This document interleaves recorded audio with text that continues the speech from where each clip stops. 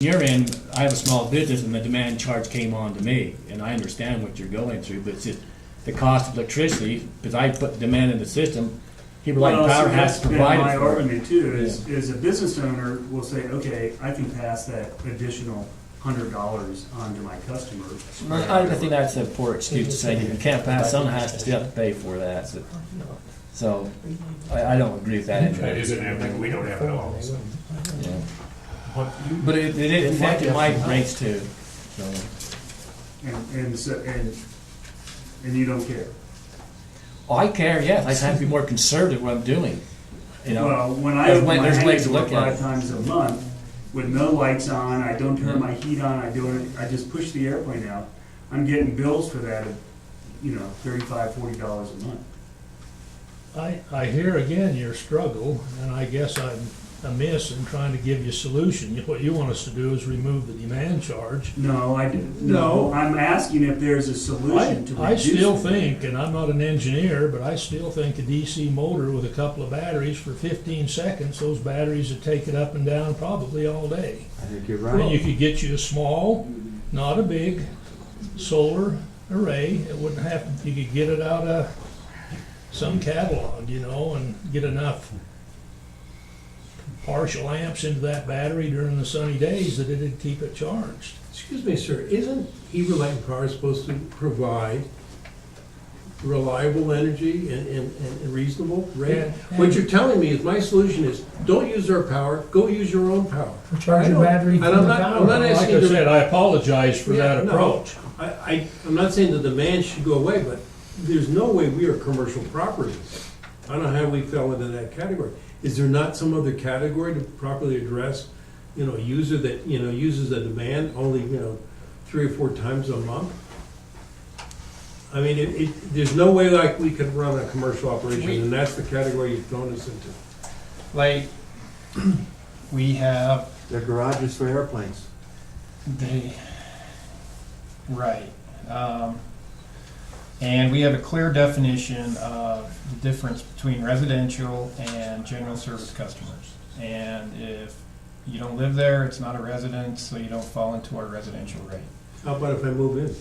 Talk That's to up the to mayor. Heber City. Talk to the mayor. I Jason, I don't, think the point we're suggesting is that that's one of the problems. The rate structure is not addressing the reality of the situation, because we aren't the commercial customer. Certainly, we do put a demand on you, but in reality, our demand is small enough that you have not built capacity for us, not the way we're. believe me, as somebody that does the, I guess understands rate making, and the demand is a very key component because the utility has to pay demand, okay? And the rate that you guys used to be on was our commercial rate. We only had residential and commercial at the time. With the change, we went from residential to general service, and we broke it up into 3 different categories, and each category pays their allotted share of demand. And you guys are in small general service, and so you fell into that. We know as a utility that we have a problem. And I'm not saying that we've got our head in the sand or anything else. But that is our current tariff. And so we're in a budget meeting, and my avenue for revenue is the current tariff that this board of directors has approved.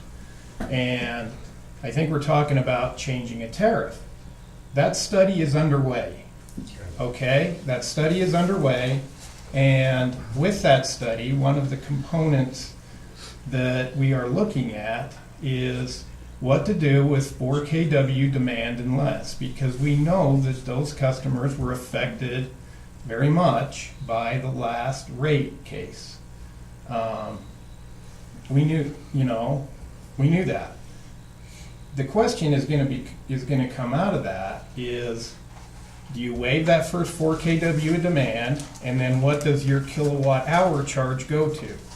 Because I'm a utility guy. I don't want subsidies. And I hate to say it, but in our last rates, you guys were being subsidized by somebody else. And that's why you got hit so hard with this last one, is we really tried to clear up some other business subsidizing another business. And we had a problem with that because we did not have demand on our rates. We are addressing it. We're a utility, we can't like turn this thing overnight. I know I've talked to you a lot. You know, I think in 2017, we will bring the findings from this next rate analysis to the board. You guys should all come, because that will be one of those things that will be a part of that tariff. Will there be a public hearing at that point? Yes, all of our rates have public hearings. I think that's all we're asking. We don't expect to go back to residential. I Right. think we're just looking at something a little more reasonable to lessen this huge impact that we're seeing. And I appreciate the fact that you are looking into it. I think all of us do. Yeah, and I think with respect to the specific purpose you guys have tonight, that was sort of our question, is just how big was this change revenue from what we're feeling relative to what you saw? And you know, if you give us 6 to 7%, then clearly that's not in line with what's our pain is. So I think that's a revelation kind of to us, that it's balancing across the system. We're just taking the heavier load than what we feel like we should. Yeah. I'm Lisa Christian, I own a hangar out of the airport. Could you stand up, please, state your name, please? I'm just wondering is there some way that somebody from the airport could be a part of the analysis in the front end rather than wait for the public hearing and then have to discuss it from there? Is that? For our cost of service and rate studies, we use an independent consultant. So that's not, we just turn over the data to him, and we have identified that we have an issue with small KW demand customers that are not using very many kilowatt hours. So very low load factor customers with minimal demand, which I think all of you guys fall into, and we have some other small businesses that fall into that. And I know you guys aren't businesses, but we do have businesses actually that are falling into that and are being harmed, and that really isn't our goal. Our goal is to do exactly what you said, but our goal also isn't for, you know, Hickens Rock Shop to subsidize all the airport hangars either. Yep, good point. You know, and everybody's got to pay their fair share. Clearly, airport hangars do put demand on the system, and they don't follow the residential load curve. And that's why residences don't pay demand, is because us as a utility can track what a residence's demand curve is, and we can build that into the rates. But general service customers like you and businesses, your demands are all over the place. There's no way we can like target when that demand's gonna hit us. Mr. Chairman, I'd suggest that although this discussion has been enlightening, that it's probably outside the parameters of what this public hearing is for. And I would suggest that we move on with the public hearing on this budget. No, I can agree, but we allowed you to talk, that's what I mentioned before. Is there anything else on the questions they have on the budget, capital projects? Stand up. Just a question on your sources. You get so much from the Jordanelle, and then you have a gas-fired, Yes. natural gas-fired, and used to have an old coal burner. You still, So I'll go through our portfolio very quickly. okay. We get a certain allocation out of the Colorado River Storage Project. That's a federal project. We get a certain percentage of our power out of the Hunter 2 power plant down in Castledale, Utah, Which is coal-fired, correct? which is coal-fired. We get out of the Jordanelle here locally. We have a 13 megawatt natural gas plant.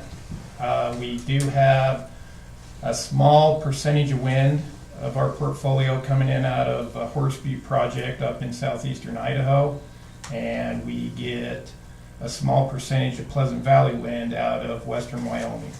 And Keep getting and then we also buy off of the market.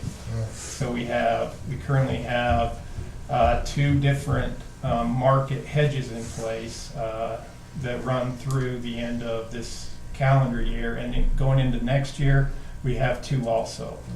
Thank you, I didn't realize that you pulled from so many sources. Yeah. Channeled in there, so thank you.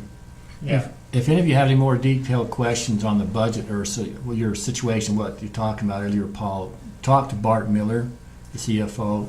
Just give him 5 minutes, tell him you're coming in, and he'll probably run some numbers for you or provide some information for you. He's very good at that. I'll get somebody working on, kind of hanger row and what ultimately you guys supply to this budget number.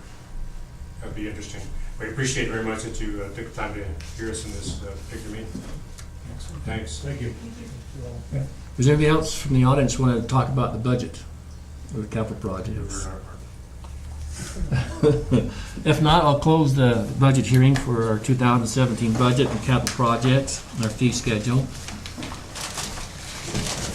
You can stay or you can listen for a bit, but I'll turn it back to the board what they would like to do with the proposed 2017 capital operating budgets and fee schedules. Do you have any questions or any answers? I don't understand it. I move that we approve the proposed budget, 2017 budget. A motion by Board Member Jeffrey Smith to approve the 2017 capital and operating budgets and the fee schedules. I'll second that. A second by Board Member Jeffrey Bradshaw. Is there any other discussion of the board on this motion? All those in favor say aye. Aye.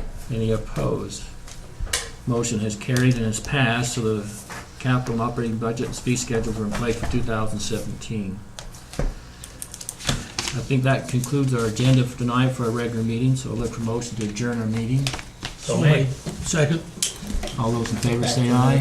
Aye. See if they're still talking about Walberg, I'm going back to the. Now that the deals are off, was I it really Bart that had the baby, or was it his wife? Oh, The public. well, yeah, Bart did. He participated in it.